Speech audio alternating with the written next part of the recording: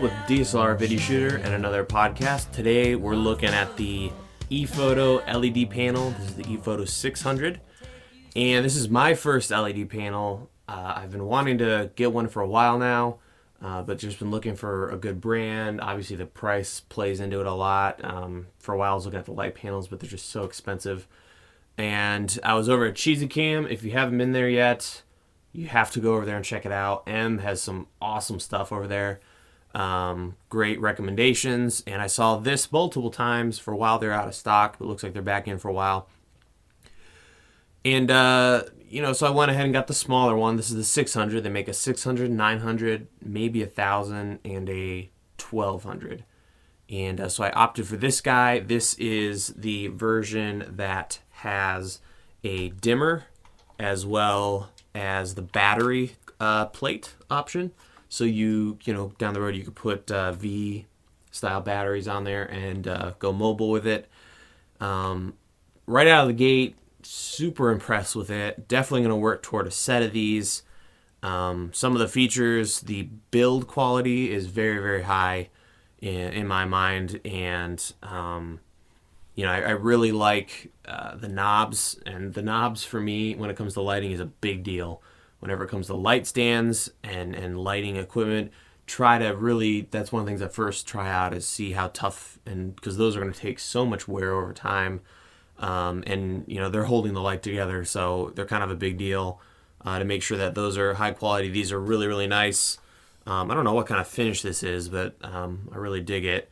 And barn doors, very sturdy. You can adjust them down the road if they get loose. And I really miss barn doors. We get bigger, nicer lights when we do bigger projects and we rent them.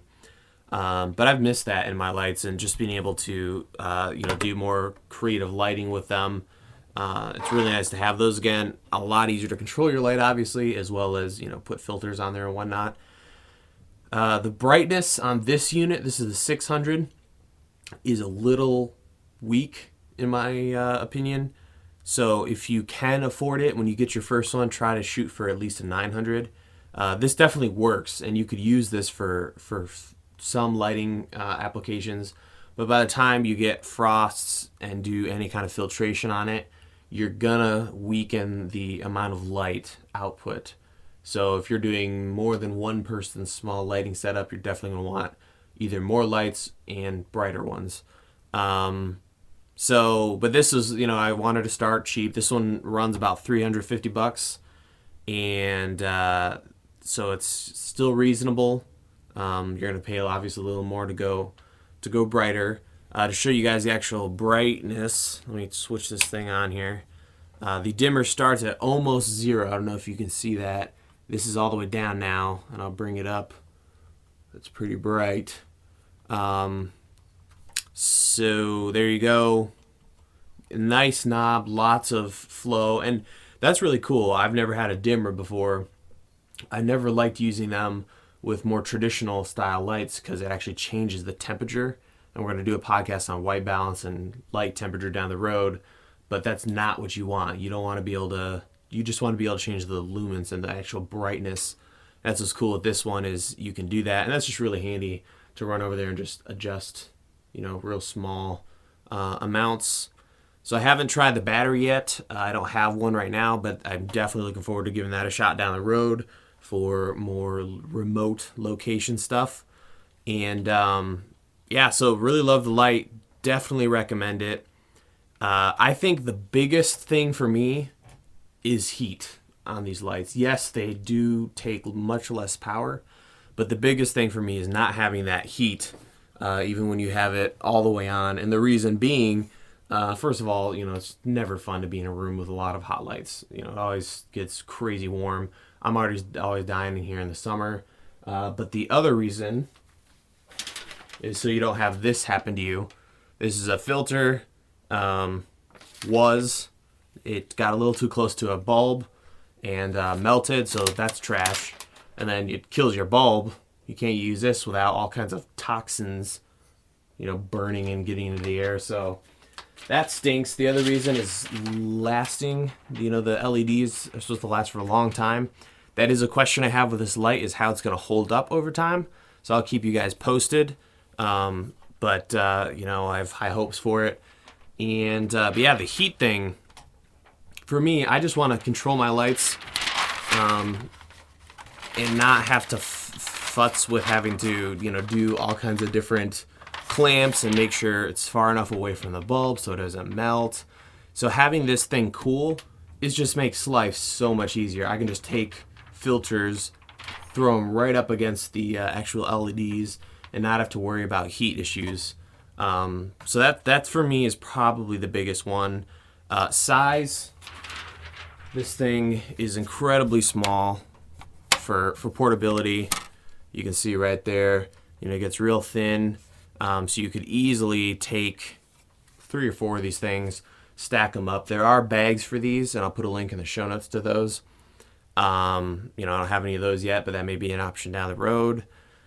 And the other thing is the yoke that it's on, the way it's actually mounted. A lot of these lights, they mount from the very bottom of the actual unit, but that puts a lot of weight on the top when you adjust it, whereas this yoke is directly in the center of the light, so it's much sturdier and easier to work with that way. You can take the yoke off, so if you wanted to mount this in a real unique manner, it's doable. The only thing that kind of bugs me about this light is the actual power cord, and it's with a brick. So I don't know if you can see this here. I've got a brick here. Not the most ideal thing for when you're on set. For those of you who have worked with more complex lighting setups and bigger sets, cords is a major thing to deal with and keep, you know, safe and not hectic and know where everything's going. And I can see having like 5 of these things getting really old. But, you know, so be it. That's how we're getting power. The only other thing is this little whatever transformer dealio rests right on the yoke. And I don't know if that's going to be a damage problem down the road. One thing I'm going to look into is finding a way to create like a safety, you know, quick release deal here, because I'm seeing this happening. It's just going to happen. It's just a matter of time. So trying to stay safe from it. But I'm just seeing that somewhere down the road, somebody's going to trip over a cord and this whole thing's going to rip right out of the light unit. So I'm going to try to figure out a way I can create a safer, more secure way to keep this cord from getting stressed. So that's the one thing that, you know, I don't think they thought out really well on this light was the power cord and, you know, safeties issues with that. But, you know, for the other pros you're going to get, I think it's huge. There is a remote port on the back. I forgot to mention before. Don't have a remote for it, but that's cool that they offer it. These particular LED panels also come with a set of filters. It comes with this really cool, like, filter holder dealio. You're given 3 filters. You're given like a frost. You're given a minus green and a tungsten quote unquote. It's kind of orangey, doesn't really match real true 32, you know, 100 Kelvin. So I'm gonna look into seeing what all that's about. But yeah, it's way too orange. But it is an option to cool down the light because it is, you know, daylight balanced. And that's one of the few things I didn't really dig about this light is while these are very easy to insert, they can be a real pain to get back out.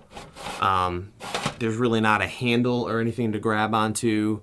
And what can happen, as I found, is if you leave it in there, it can like recede into a groove and it can be a real pain to get out. You kind of got to grab it like that.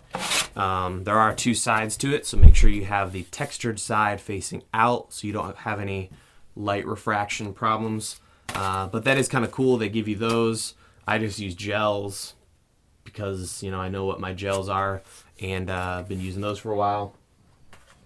So that's what comes with the